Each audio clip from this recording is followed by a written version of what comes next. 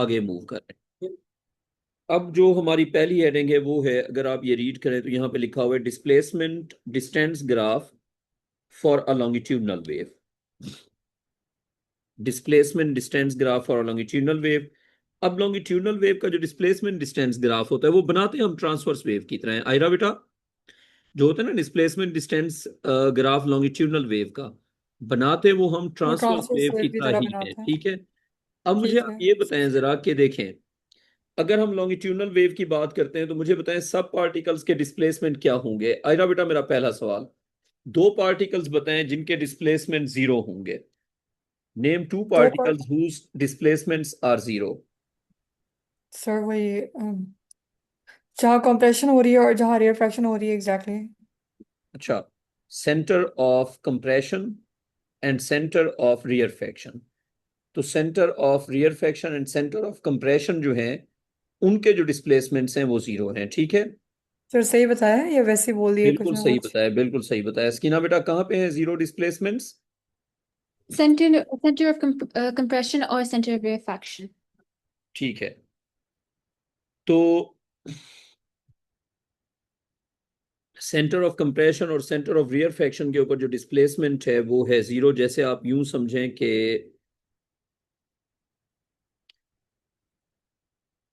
Displacement of B is zero, displacement of H is zero. समझ आ गई बात? तो अब ये दो पॉइंट्स हैं ठीक है जिनके डिस्प्लेसमेंट जीरो हैं। स्कीना बेटा, ये बात क्लियर? स्कीना बेटा, आप मुझे ये बताएं कि डिस्प्लेसमेंट किसके टूवर्ड्स होते हैं, कंप्रेशन के टूवर्ड्स या रियरफेक्शन के टूवर्ड्स? जल्दी से बताएं। Towards compression. Towards compression and away from. Refraction. So like this, ये यहां पे, यहां पे, यहां पे, यहां पे, उसके बाद यहां पे, अगर मैं इन सब के डिस्प्लेसमेंट लेबल करता हूं तो सबसे पहले ये हो गया डिस्प्लेसमेंट ऑफ जी, ये हो गया डिस्प्लेसमेंट ऑफ एफ, ये हो गया डिस्प्लेसमेंट ऑफ ई, ये हो गया डिस्प्लेसमेंट ऑफ डी, और ये हो गया डिस्प्लेसमेंट ऑफ सी। अंडरस्टैंडेबल है? अच्छा, अब हमें एक काम और करना है, हमें राइट और लेफ्ट का साइन भी डिफाइन करना है कि राइट और लेफ्ट में से कौन पॉजिटिव और कौन नेगेटिव। पहले हम डिफाइन करेंगे कि what should be taken positive and what should be taken negative. ये जीरो हो गया ना। अब बेटा ये बताएं, जीरो की ऊपर वाली साइड क्या होती है, पॉजिटिव, और जीरो की नीचे वाली साइड क्या होती है बेटा, नेगेटिव। इसकी ना बेटा, जीरो की ऊपर वाली साइड होती है पॉजिटिव, जीरो की नीचे वाली साइड क्या होती है, नेगेटिव।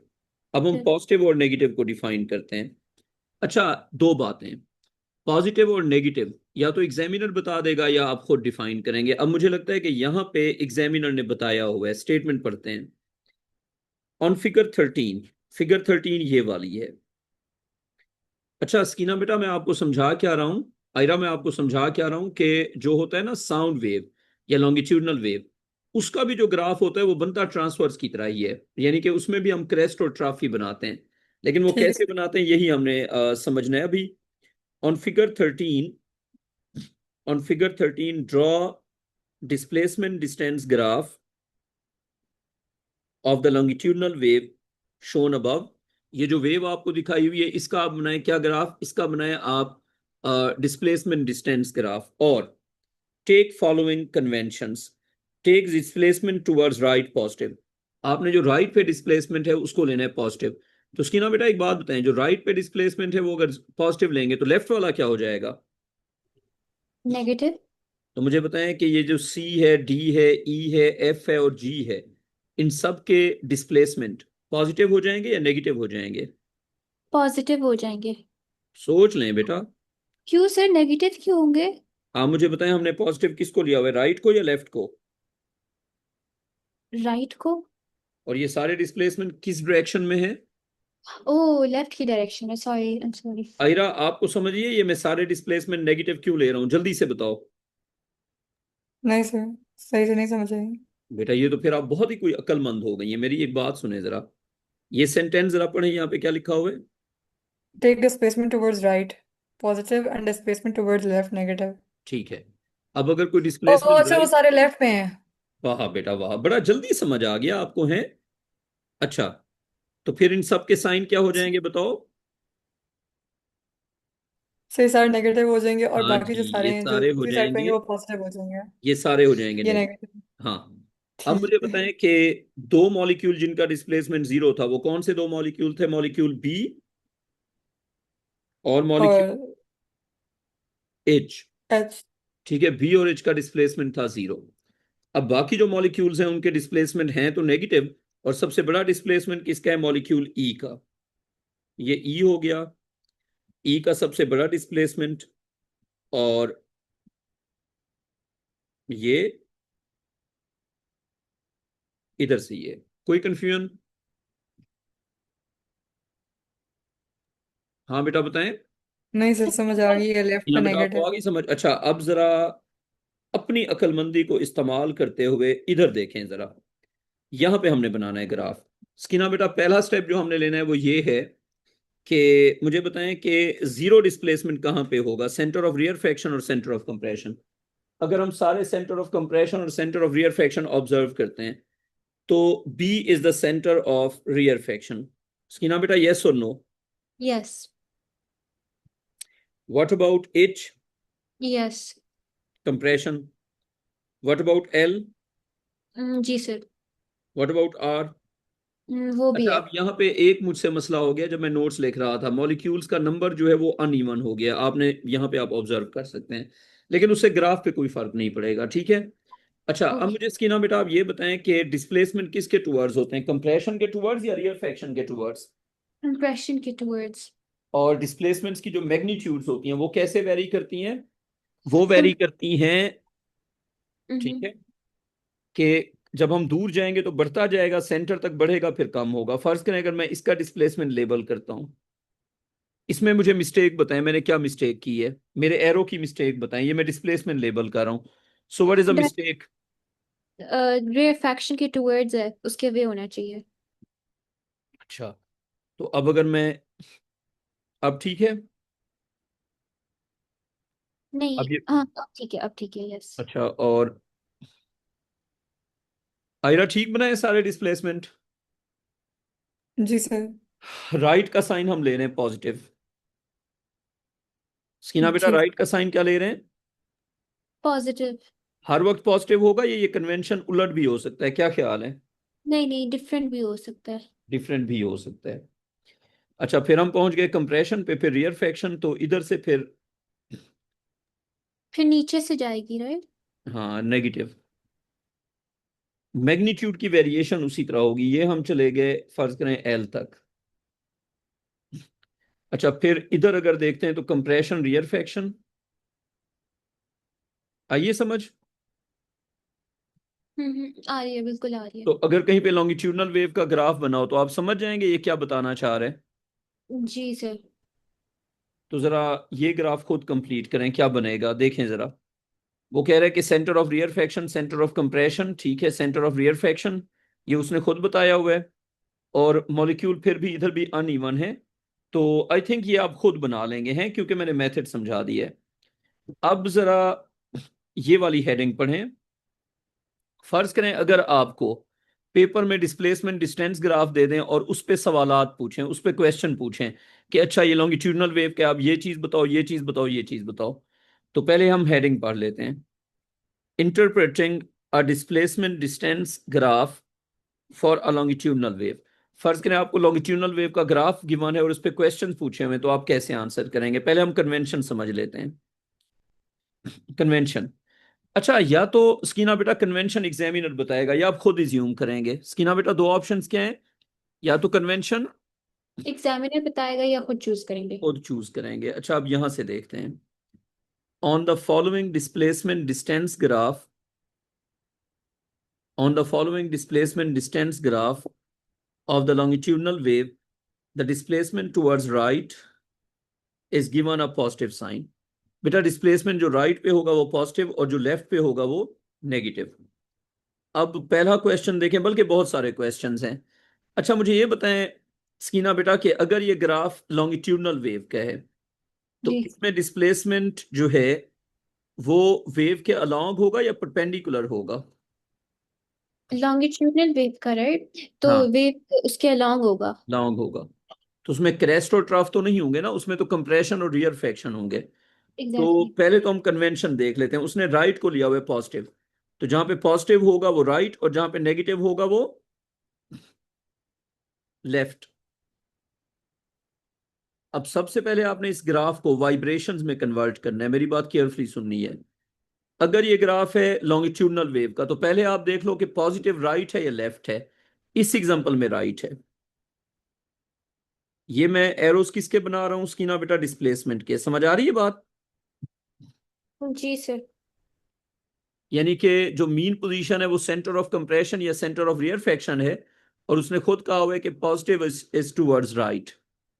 अब ये बताएं, अगर पॉजिटिव टूवर्ड्स राइट है तो नेगेटिव टूवर्ड्स लेफ्ट होगा ना, जी सर, बिल्कुल। और डिस्प्लेसमेंट बढ़ता जा रहा है ना। Yes. So when we represent a longitudinal wave like a transverse wave, so we take the vibrations to be horizontal and displacements are also horizontal. अब ये देखें, ये पॉजिटिव है ना, तो ये भी मैं राइट पे ले रहा हूं, और ये मैं ले रहा हूं बेटा लेफ्ट पे। स्कीना बेटा आई थिंक समझ आ गई होगी। और अब जो क्वेश्चंस हैं वो आपने आंसर करने हैं, ठीक है? पहला क्वेश्चन जरा स्कीना बेटा आप रीड करें, शाबाश। फर्स्ट Mark पार्ट रीड करें। circles at all points which represent centers of compression and label them with the letter C. Okay. अच्छा, अब मैं आपसे पूछता हूं, आप बताएं क्या ये Okay. सेंटर ऑफ कंप्रेशन है या नहीं है? नहीं है सर, वजह बताओ। क्योंकि इसके अवे जा रही है जो एरोज है। ठीक है। आयरा बेटा, क्या ये सेंटर ऑफ कंप्रेशन है या नहीं है?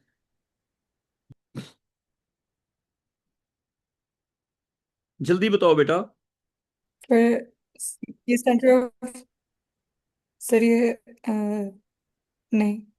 महानूर आप बताओ, ये सेंटर ऑफ कंप्रेशन है या नहीं है? सर आई थिंक तो ये है सेंटर ऑफ कंप्रेशन, ये है। अलीजा बेटा आप बताओ। अलीजा खुरम बेटा, ये सेंटर ऑफ कंप्रेशन है या नहीं है? अलीजा बेटा, आपका माइक अगर चलता है तो प्लीज ये बताओ। मासूमा तो आपने इसकी बताना जगह है मैं बेटा। बता देती हूँ, ये है। सर नहीं है, क्योंकि इसकी डिस्प्लेसमेंट जीरो होती है अगर होता फिर। हाँ, ये जो मासूमा बता रही है वो सुने।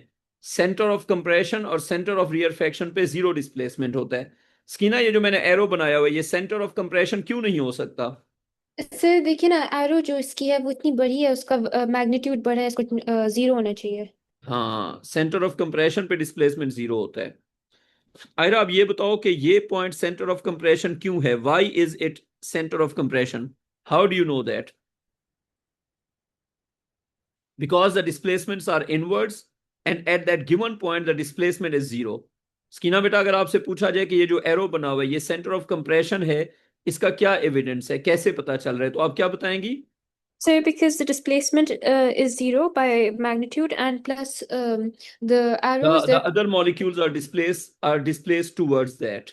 Other exact molecules are displaced towards that, and that certain molecule has zero displacement. So this circle is center of compression. अच्छा, फिर और सेंटर ऑफ कंप्रेशन कहां पे होगा? यहां पे, ठीक है। Ayra, why not this? जहां पे एरो बनाया वो क्यों नहीं होगा? आयरा बेटा, जहां पे एरो बना हुआ है वो क्यों नहीं होगा सेंटर ऑफ कंप्रेशन? स्कीना बेटा आप बताएं जरा, जहां पे एरो बना है वो सेंटर ऑफ कंप्रेशन क्यों नहीं है? sir, because उसके अवे जा रही है हाँ, arrows. उससे डिस्प्लेसमेंट आउटवर्ड्स है। अच्छा स्कीना, आप क्वेश्चन का सेकंड पार्ट रीड करो जल्दी से। Make crosses at all points which represent centers of rarefactions and label them with the letter R. I think it's quite simple now. Yes. Those points should have zero displacement and other molecules should have displacements outwards. So center of rarefaction are those molecules or those points which have zero displacement and other molecules are displaced outwards. For example, it is this one, it is this one, this one, ठीक है, और इसको हम label करेंगे as centre of रियरफेक्शन। स्कीना बेटा कोई confusion इसमें यहां तक? No, sir. अब आप जरा थर्ड पार्ट को रीड करें, थर्ड पार्ट में क्या कहा हुआ है, थर्ड पार्ट का स्टेटमेंट रीड करें। Okay, sir. Label all the points at right extremes with ER and the ones at left extremes with the letter EL. तो आप खुद एक बार सोच लें, फिर मैं बनाता हूं। जिसका डिस्प्लेसमेंट राइट पे होगा और मैक्सिमम होगा वो राइट एक्सट्रीम, जिसका डिस्प्लेसमेंट लेफ्ट पे होगा और मैक्सिमम होगा वो लेफ्ट एक्सट्रीम। तो स्कीना बेटा यही बात जो मैंने बोली एक बार रिपीट करो। जिसका डिस्प्लेसमेंट राइट की टूवर्ड्स होगा और मैक्सिमम होगा वो ER, और जिसका डिस्प्लेसमेंट मैक्सिमम होगा और लेफ्ट की तरफ होगा वो EL. अगर आपने ड्राइंग पे बताना है कि कौन सा पॉइंट ER है तो आप कैसे बताएंगी?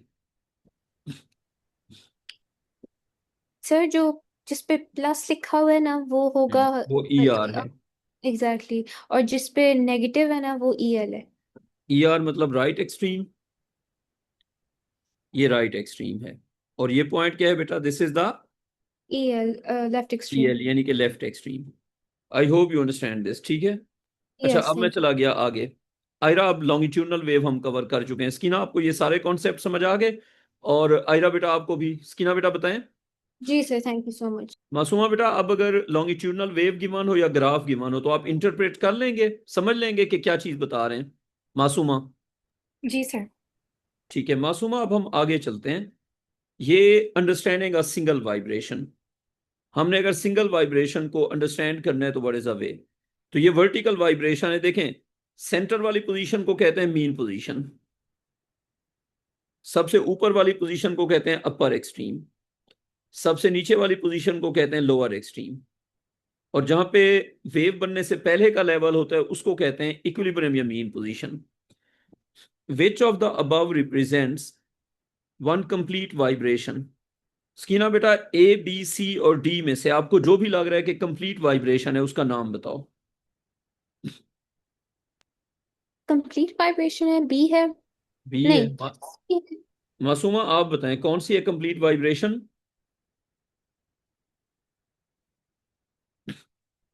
मासूमा नहीं, बेटा, हाँ मासूमा आप क्या कहती हैं? ए है, बी है, सी है, डी है, कौन सी वन कंप्लीट वाइब्रेशन कौन सी है? मासूमा आपकी सर आवाज नहीं मुझे आ रही डी भाई। लग रही है। आपको डी लग रही है? बेटा जो सी है ना वो कंप्लीट वाइब्रेशन है। जी कंप्लीट सर, डी है। वाइब्रेशन होती है, देखो कंप्लीट वाइब्रेशन पता है क्या होती है? ऊपर जाओ वापस आओ, ये आधी है, फिर नीचे जाओ फिर वापस आओ। स्कीना बेटा आ गई बात समझ? यानी जी कि सॉरी. 4 बार एम्पलीट्यूड, यानी कि कितने बार एम्पलीट्यूड? 4 बार, 4 टाइम्स। तो ये C is one complete vibration. Aira आ गई बात समझ? महानूर अच्छा, जी सर आ गई। अब मुझे बताओ इन सब में से 3/4 वाइब्रेशन कौन सी है? Which one is 3/4 vibration? D. Very good. अच्छा अब हाफ वाइब्रेशन कौन सी है? बी. बी, ठीक है। अच्छा अब चलते हैं जी आगे। Fill in the blanks in the followings, आपने ब्लैंक्स को फिल करना है। Speed of a vibrating particle is maximum at dash position. Masooma बेटा आप बताएं स्पीड कहां पे सबसे तेज होती है, सेंटर पे, अपर एक्सट्रीम पे या लोअर एक्सट्रीम पे? मासूमा बेटा एक वाइब्रेटिंग पार्टिकल सबसे तेज कहां पे होता है? हाँ स्कीना बेटा आप बताएं सबसे तेज कहां पे होता है vibrating particle? Sir extreme right या एक्सट्रीम लेफ्ट पे, और जब वहां पे तो दरमियान. रुक जाता है। स्कीना नहीं वहां पे फिर रुक नहीं जाता। सर जब दरमियान में होता है वो दरमियान वाली पोजीशन होती है, रुकता तो तब है ना जब तो वो उसको उस दरमियान वाली पोजीशन को मीन पोजीशन कहते हैं ना। अच्छा सॉरी. दरमियान वाली पोजीशन को क्या कहते हैं? Mean sir position. आयरा कह रही है कि उसका माइक नहीं चल रहा इसलिए वो आपको जवाब कोई नहीं बात नहीं, दे मैं पा समझ रहा। गया। अच्छा स्कीना आप पता है किस चीज को मिक्स कर रही हैं, डिस्प्लेसमेंट और स्पीड को? मुझे बताएं ये जो एरो बने हुए हैं ये डिस्प्लेसमेंट के हैं या स्पीड के हैं? सर ये वाले, हाँ सॉरी, ये वाले डिस्प्लेसमेंट के. डिस्प्लेसमेंट के हैं। और स्पीड के मैं बनाऊं एरो? Ji please. उससे मैं आपको एक रट्टा लगवा देता हूं आसान तरीके से, मैं आपको सिंपल करके बता देता हूं। जहां पे डिस्प्लेसमेंट 0 होता है वहां पे स्पीड मैक्सिमम होती है, सही हो गया? ओके। ओह अच्छा ठीक है। जहां पे डिस्प्लेसमेंट 0 होता है वहां पे स्पीड क्या होती है? मैक्सिमम। और जहां पे डिस्प्लेसमेंट मैक्सिमम होता है वहां पे स्पीड क्या होती है? 0। 0। अब वेलोसिटी राइट पे होगी या लेफ्ट पे होगी ये कैसे पता चलेगा? इसका देखो, मुझे तो पहले से पता है क्योंकि मैं टीचर हूं, और मुझे इसका ट्रिक भी पता है, लेकिन वो ट्रिक समझाने में मुझे थोड़ा सा आपको टाइम लगेगा। जैसे अगर मैं डी और सी की बात करता हूं, तो डी और सी में से अगर हम देखें तो सी जो है वो ज्यादा तेज होगा, डी कम तेज होगा। तो आपने क्या याद रखना है कि जितना बड़ा डिस्प्लेसमेंट उतना कम स्पीड। स्कीना बेटा ये बात तो समझ आ गई ना? जी सर। अब डी जो है वो लेफ्ट पे जा रहा है या राइट पे जा रहा है, ये तो बड़ा मसले वाली बात हो गई है ना। हाँ जी। मैं आसान कर देता हूं। जिस मॉलिक्यूल के पीछे वाले का डिस्प्लेसमेंट कम होगा वो उसके टूवर्ड्स जाएगा। जैसे देखें, डी और सी में से कम डिस्प्लेसमेंट किसका है? सी का। सी का। तो डी जो है वो सी के टूवर्ड्स जा रहा है। और सी और बी में से डिस्प्लेसमेंट किसका कम है? बी का सी ना। और नहीं, फिर से बोलिए सर। सी और बी में से कम डिस्प्लेसमेंट किसका है? बी का। बी का 0 डिस्प्लेसमेंट है ना। यस। जब पीछे वाले का कम डिस्प्लेसमेंट होगा तो मॉलिक्यूल पीछे वाले की तरफ जाएगा। नहीं सर मेरी बात सुनिए, लेकिन स्कीना डिस्प्लेसमेंट तो हम। स्कीना स्कीना तुम्हें मैं आसान करके बता देता हूँ, सुन लो। मैं जो बताऊंगा आप केयरफुली सुनना है। मुझे बताओ कि जब मैंने ट्रांसवर्स वेव पे आपको बताया था वेलोसिटी का कॉन्सेप्ट, तो मैंने क्या कहा था कि मॉलिक्यूल जो है सबसे तेज कहाँ पे होते हैं? सेंटर पे, यस और नो? यस। मॉलिक्यूल का मोशन पिछली स्टेट को फॉलो करता है या अगली स्टेट को? यानी कि ये जो मॉलिक्यूल ए है ये क्रेस्ट के टुवर्ड्स जाएगा या ट्रफ के टुवर्ड्स जाएगा? ये क्रेस्ट के टूवर्ड्स जाएगा। Apply same method to the longitudinal wave. Apply same method to the. Longitudinal wave. हाँ जी। और वो मेथड कैसे अप्लाई होगा मैं बताता हूं। ये एक वाइब्रेशन है, ये एक मॉलिक्यूल है जो वाइब्रेट कर रहा है, इसके पीछे ये एक मॉलिक्यूल है जो वाइब्रेट कर रहा है। अब सोचने का मेथड, ये ए है और ये बी है। बी के पीछे ए है या नहीं है ये बताओ जरा। बी के पीछे ए है, यस। ए है। अब फर्ज करो बी है इस जगह पे और ए है इस जगह पे। अब मुझे बताओ कि बी और ए में से अगर हम ए को ऑब्जर्व करते हैं तो ए जो है वो मीन पोजीशन से ज्यादा दूर गया हुआ है, ठीक है? तो जी। बी की पोजीशन पे उससे पिछले मॉलिक्यूल की पोजीशन विजुअलाइज कर लो। क्या ये डॉटेड लाइन ए की पोजीशन है या नहीं है? ए की पोजीशन है। तो बी उसी तरफ जाएगा। बात समझ आ गई? नहीं। आनी चाहिए। किसी भी अच्छा। मॉलिक्यूल का जब हमने बताना है डायरेक्शन लॉन्गिट्यूडनल वेव पे, तो उसके पीछे वाले मॉलिक्यूल का डिस्प्लेसमेंट जो है वो हम ऑब्जर्व करेंगे। जैसे अगर मैं कहूं कि बी वाले मॉलिक्यूल पे ए का डिस्प्लेसमेंट लेबल करो, तो ए का डिस्प्लेसमेंट ये है या नहीं है बताओ? यस यही है बिल्कुल। तो अगर मैं बी वाले मॉलिक्यूल पे ए की डॉटेड लाइन बनाता हूं कि ए किस जगह पे है, यहां पे है ना ए, बिल्कुल जी सर। तो ए का जो डिस्प्लेसमेंट है वो बी के राइट पे है लेफ्ट पे है? बी के लेफ्ट पे है। बी बी वो क्रॉस है ना, बी की करंट पोजीशन ये ए है, ये ए की करंट पोजीशन है, ये बी की करंट पोजीशन है। तो मुझे बताएं ये जो क्रॉस लगा हुआ है, ये डॉटेड लाइन क्रॉस के राइट साइड पे है ना। यस। तो जो क्रॉस है वो बी की पोजीशन है, जो क्रॉस है वो ए की पोजीशन है, ये क्रॉस ए की पोजीशन है, ये क्रॉस बी की पोजीशन है। तो बी का डिस्प्लेसमेंट ए से ज्यादा है। तो किसी भी मॉलिक्यूल के साथ उसके पिछले मॉलिक्यूल को कंपेयर करो। अगर पिछले मॉलिक्यूल की पोजीशन उसके राइट पे है तो वो राइट पे जाएगा। बी राइट पे जा रहा है। अब जरा रुकें, जरा ये देखें। फर्ज करें ये एक मॉलिक्यूल है, मैं ज्यादा सारे बनाता हूं फिर आपको समझाता हूं, आपने फोकस करना है। अच्छा, फिर ये एक मॉलिक्यूल है। ये मैं स्कीना आपको लॉन्गिट्यूडनल वेव के ऊपर ना वेलोसिटीज का समझा रहा हूं, ठीक है? ओके। ये समझ आ गई है कि वेव्स ए लेवल का सबसे डिफिकल्ट टॉपिक क्यों हो सकता है? क्योंकि बहुत कॉन्सेप्चुअल है। ओ लेवल की तरह नहीं है कि बस डेफिनेशन याद कर लो। ए लेवल में आपको ना मॉलिक्यूल्स की वाइब्रेशंस, उनकी अरेंजमेंट, हर चीज को विजुअलाइज करना होता है। अच्छा फर्ज करें अब मैं इनके नाम रख देता हूं ए बी सी डी और ई। इसकी ना देखो ये सारी वाइब्रेशंस आइडेंटिकल हैं या नहीं है, पहले ये बताओ। आइडेंटिकल है सर। आइडेंटिकल हैं। अब मैं अगला काम क्या करूंगा, इन सारे मॉलिक्यूल्स की ना जो करंट पोजीशंस है उनको क्रॉसेस से रिप्रेजेंट करता हूं। बी यहां पे है, ठीक है, बल्कि रुक जाएं, ये पोजीशन मैं सी बी को दे रहा हूं। बी यहां पे है, सी जो है वो इस जगह पे है, डी इस जगह पे है, ई इस जगह पे है, और जो ए है वो इस जगह पे है।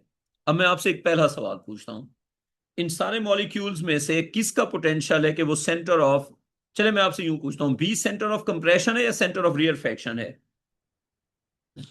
स्कीना बताओ। सर पता नहीं। बता सकती हैं। अच्छा मुझे बताएं कि ये जो मैंने क्रॉसेस लगाए ये क्या चीज हैं, ये क्रॉसेस क्या बता रहे हैं? इनकी डिस्प्लेसमेंट। इनकी डिस्प्लेसमेंट। तो आप क्या ऑब्जर्व कर पा रही हैं, मॉलिक्यूल्स के जो डिस्प्लेसमेंट है उनकी मीन पोजीशन से, ये देखो ये इसकी मीन पोजीशन है या नहीं है? ओ टुवर्ड्स जा रही है, यस। तो बेटा थोड़ी सी अक्लमंदी भी इस्तेमाल कर लिया करो ना। जी अब सॉरी। बताओ कि बी क्या है, कंप्रेशन या रियरफेक्शन? कंप्रेशन। कैसे पता चला? बिकॉज इसके टुवर्ड्स डिस्प्लेसमेंट हो रही वेरी है। Good very good. अब मुझे बताओ कि इन सारे मॉलिक्यूल्स में से कौन सा मॉलिक्यूल है जो एक्सट्रीम पोजीशन पे है? जो एक्सट्रीम ई। ई है। इनमें से कौन सा मॉलिक्यूल है जो रेस्ट पे है और कौन सा मॉलिक्यूल है जो सबसे तेज है? सर बी रेस्ट पर है। डी तो रेस्ट पे और नहीं है, डी तो नहीं है रेस्ट पे। नहीं, बी का है। बी भी नहीं है रेस्ट पे। मीन पोजीशन तो सबसे तेज होती है। अब फिर से आप वो चीज मिक्स कर रही हैं, कौन सी? डिस्प्लेसमेंट और वेलोसिटी। मुझे बताएं, इसकी ना विजुअलाइज करो, एक मॉलिक्यूल वाइब्रेट कर रहा है, रुकेगा कहाँ पे, सेंटर पे या एक्सट्रीम्स पे? रुकता कहाँ पे है? एक्सट्रीम पे। एक्सट्रीम्स पे। तो फिर बी रुका हुआ है या ई रुका हुआ है? ई रुका हुआ है। ई जो है वो इस इंस्टेंट पे रेस्ट पे है। कोई कंफ्यूजन? नो नहीं, अभी तो नहीं है। ठीक है। अब आपको मैं बताता हूं कि वेलोसिटीज का क्या हिसाब किताब होगा। मैं आपको ये बता दूं कि सबसे तेज होगा बी, यानी कि मैंने एक रूल बता देना है स्पीड्स का या मैग्नीट्यूड ऑफ स्पीड का या तेज और स्लो का, वो आपने ये याद रखना है, जितना कम डिस्प्लेसमेंट उतना तेज स्पीड। बोलो एक बार स्कीना बेटा, जितना कम डिस्प्लेसमेंट उतनी ज्यादा स्पीड। उतनी ज्यादा स्पीड। तो सबसे तेज स्पीड किसकी है इन सारे मॉलिक्यूल्स में से? जिसकी डिस्प्लेसमेंट जीरो है, बी। तो उसका नाम बताओ ना, बी। अच्छा बताओ डी और सी में से सबसे तेज कौन है? जिसकी डिस्प्लेसमेंट कम है, डी। डी। अच्छा अब मैं आता हूं अगली बात पे, डायरेक्शन ऑफ मोशन। बी की जो डायरेक्शन ऑफ मोशन है वो ए पे डिपेंड करेगी, हर मॉलिक्यूल की डायरेक्शन उसके पीछे वाले पे डिपेंड करेगी। मुझे बताएं, अगर मैं बी वाली जगह पे ए की पोजीशन मार्क करता हूं, मैं बी वाली जगह पे बी वाले मॉलिक्यूल पे ए की पोजीशन मार्क कर रहा हूं, ये ए की पोजीशन है, बताएं है या नहीं है? यस है। अच्छा अब बी राइट पे जा रहा है या लेफ्ट पे जा रहा है? बी राइट पे जा रहा है। ये नहीं, ये मैंने बी की वेलोसिटी बना दी है। अब बी तेज होगा ये तो मुझे पहले से पता था, लेकिन बी राइट पे जा रहा है ये कैसे पता चला है? उसके पीछे वाले को देख के। अच्छा ओके। अब जरा आते हैं कि सी और बी। सी राइट पे जा रहे हैं या लेफ्ट पे जा रहे हैं, डिसाइड कैसे करेंगे? क्या करेंगे, सी वाली जगह पे बी को लेबल करेंगे। क्या करेंगे स्कीना बेटा, सी सी वाली वाले जगह पे? बी को लेबल करेंगे। तो बताएं ये जो मैंने डॉटेड लाइन बनाई है ये बी की करंट स्टेट थी या नहीं थी? थी। थी। तो ये सी के राइट पे है लेफ्ट पे है? सी के लेफ्ट पर है। एक मिनट, सी का जो क्रॉस लगा हुआ है हम्म। ये बी का क्रॉस उसके राइट पे आ रहा है या लेफ्ट पे आ रहा है? राइट पे आ रहा है, सॉरी। तो फिर सी किस तरफ जा रहा है? राइट की तरफ। राइट की तरफ। अब समझ आ रही है बात? आसान यस। जबान में हर मॉलिक्यूल अपने पिछले मॉलिक्यूल की स्टेट ले रहा होता है। फर्ज करें ये है फारूक, ठीक है। अच्छा इसके पीछे मैं कोई ऐसे रैंडम नाम लिख देता हूं, इसकी ना बेटा आपको अच्छी समझ आए इसलिए मैं पीछे मैथ्स वाले सर का नाम लिख देता हूं जो हमारे एलजीएस में है। फारूक के हम्म। पीछे है तैयब, ठीक है। राइट। और आगे फिजिक्स के सर हैं सुहेल साहब, ठीक है। राइट। अब मुझे बताओ कुछ टाइम के बाद फारूक जो है वो सुहेल की स्टेट लेगा या तैयब की स्टेट लेगा? सर तैयब की। और सुहेल किसकी स्टेट लेगा? सर फारूक की। और तैयब किसकी स्टेट लेगा वो हम नहीं बता सकते, बिकॉज उसके पीछे वाला नहीं पता। अब समझ आ रही है बात? बिल्कुल आ रही है। अब फर्ज करें ये एक्स, ये वाई और ये जी। कुछ टाइम के बाद वाई क्या बन जाएगा? जी। और कुछ टाइम के बाद एक्स क्या बन जाएगा? वाई। वाई। इसी तरह तो वेव ट्रेवल करती है। देखें कुछ टाइम के बाद क्या होगा, ये जी यहां पे आ जाएगा, ये वाई यहां पे आ जाएगा और ये एक्स यहां पे आ जाएगा। हमें क्या फीलिंग मिलेगी? The wave is travelling forward. Will feel that the pattern is moving forward. Think about a wave as a train. The train is X Y Z. When Farouk will become Z, you will experience that Z has moved forward. When Suhail will become Y, you will experience Y has moved forward. समझ आ रही है बात? इस तरह wave travel करती है। Clear ये बात? जी सर बिल्कुल। तो हर मॉलिक्यूल अपने पिछले मॉलिक्यूल की स्टेट पे चला जाता है। तो अब जब आपने डिसाइड करना है कि मॉलिक्यूल जो है उसकी डायरेक्शन ऑफ मोशन क्या होगी, तो आपने उसके पीछे वाले मॉलिक्यूल को ऑब्जर्व करना है। फर्ज करें मैंने ये मॉलिक्यूल बना दिया, इसके पीछे ये बना दिया। अब मैं डिफरेंट डिफरेंट स्टेट्स बताऊंगा, आप बताएंगे कि मोशन बी का किस तरफ होगा। ठीक है? Okay sir. ये बी, ये ए। बताएं बी राइट पे जा रहा है या लेफ्ट पे जा रहा है? सर एक बार फिर लेबल करें, मुझे नजर नहीं आया, समझ नहीं आया कौन से वाले बी की बात कर रहे हैं। ये बी है ना, और ये A, अच्छा। ठीक है। और ये मैंने ये दो मॉलिक्यूल लिए हुए ये वाले, ठीक है। जी। अब ऐसा है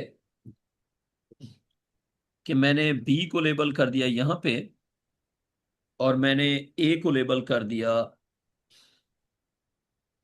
फर्ज करें मैंने यहां पे कर दिया। तो बताएं okay. B is moving towards right या towards left? Towards right. B is moving towards right. आप सही बता रही हैं। अच्छा अब जरा ये करते हैं, बी था यहां पे और ए था यहां पे। अब बताएं बी किस तरफ मूव कर रहे हैं? Towards left. हाँ जी, अब आपने बात समझ ली है। और आयरा बेटा क्या आपने भी ये बात समझ ली है?